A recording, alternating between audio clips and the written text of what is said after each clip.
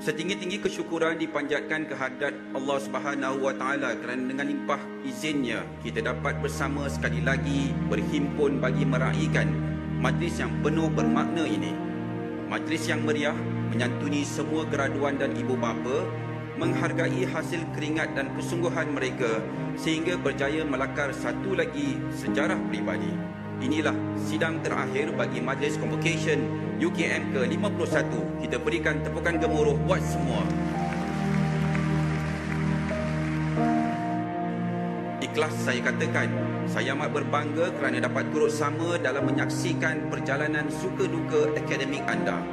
3 tahun lepas, kami sambut kedatangan anda di UKM. Hari ini kami hantar pemegirian anda meninggalkan kampus tercinta ini.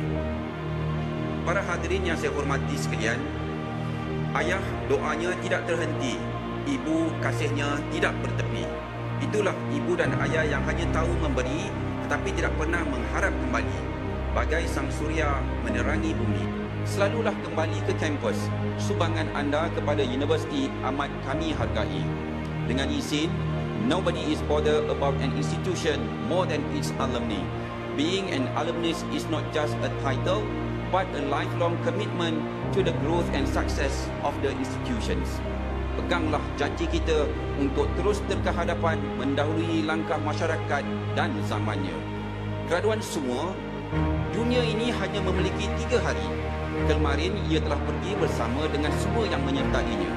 Hari esok belum pasti kita berpeluang menemuinya, dan hari ini iaitu sesuatu yang benar-benar kamu miliki. Nur Salfiza Sabri.